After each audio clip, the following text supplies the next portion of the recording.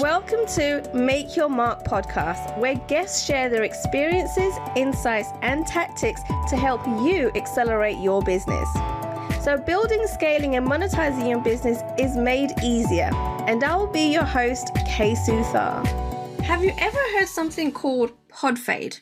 It's actually an industry-known term. And whilst a lot of people haven't heard of it, or may have heard of it, but don't actually know what it means, there's so many people, when launching a podcast, actually experience it. And so in this video, I'm going to be explaining what Podfade is and how you can prevent it from happening to you.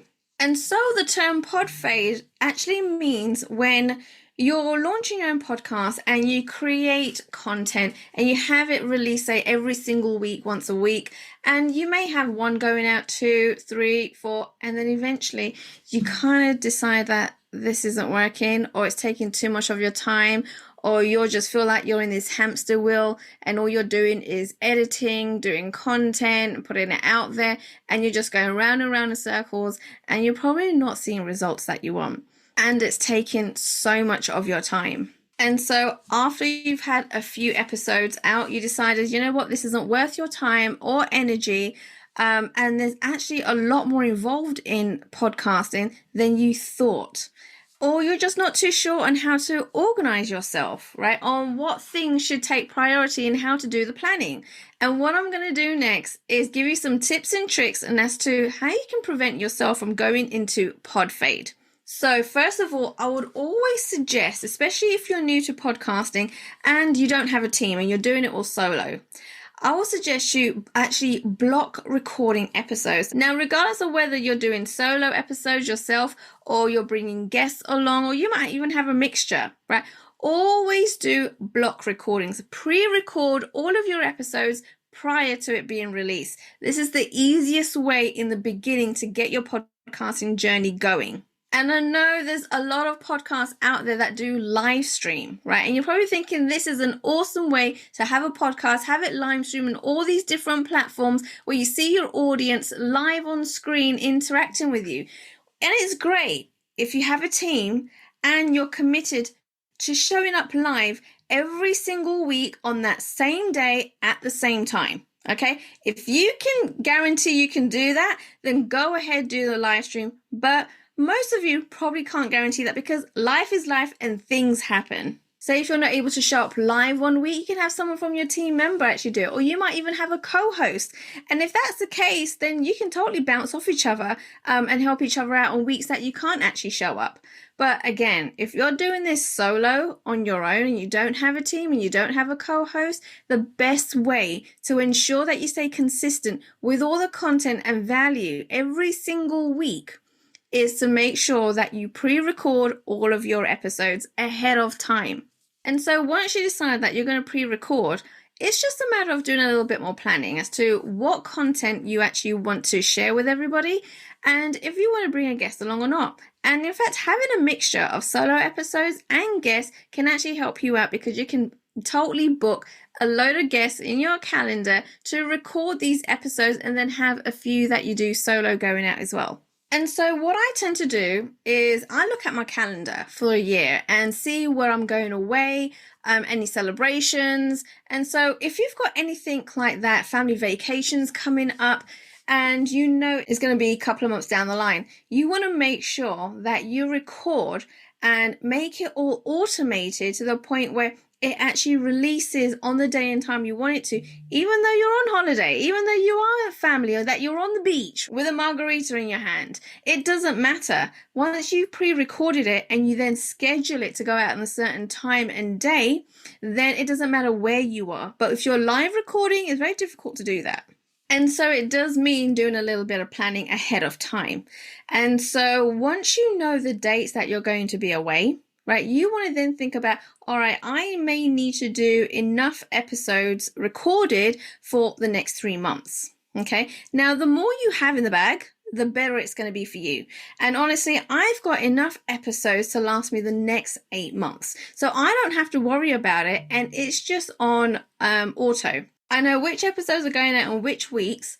And know that I don't need to worry about it because all the editing would have been done, or the assets to promote, and we will be talking about that in the next episode. All those have been created and they're all scheduled to go out. So once you have recorded them all, then you've done the editing and making sure you've got all the promotional materials and that they're all scheduled out, then it doesn't matter where you are, right? And if you're looking to take out, say, 2 months in the summer to spend with your kids, you can totally do that as long as you have planned and recorded all of those episodes to last you 2 months. Then you can go ahead and do whatever you like. If there's other projects or other launches you're looking to actually put a lot of your time in, again, this is another reason why it's great to have all of these recorded beforehand so you can start focusing on other projects in your business as well. You also want to ensure that you enjoy podcasting, that you're enjoying giving the information, the value on these episodes yourself, that you actually enjoy having guests on your show. If you don't enjoy doing podcasting, right, that's the only reason, right, I would say stop doing podcasting, right? Stop releasing episodes if you no longer enjoy it anymore. But before you do that, I want you to think about why you're not enjoying it. Is it because it's taking too much time out? Is it because you're not making any money? You don't know how to monetize? And if you knew how to do those things, would you enjoy it a lot more? Guarantee you would. If you're making money from your podcast, you absolutely would continue doing your podcast and producing episodes every single week.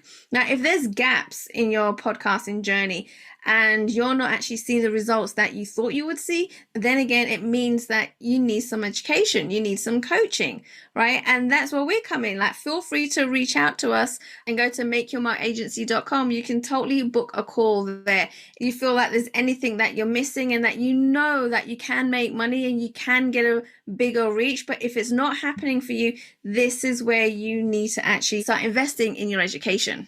You also want to make sure you understand the reason why you started a podcast, and that it's not just because everybody else is doing that you decide to jump in as well.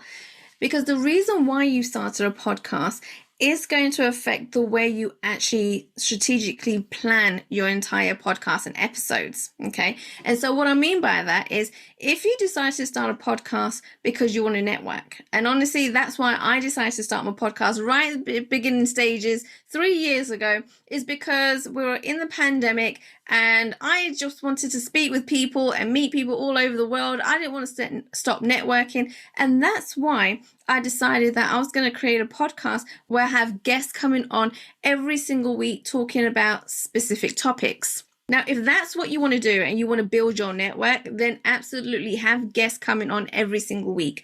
However, if you want to launch your podcast because you want to bring in leads and convert them into sales, then that's going to be a very different approach. And most of the time you want to be doing solo episodes.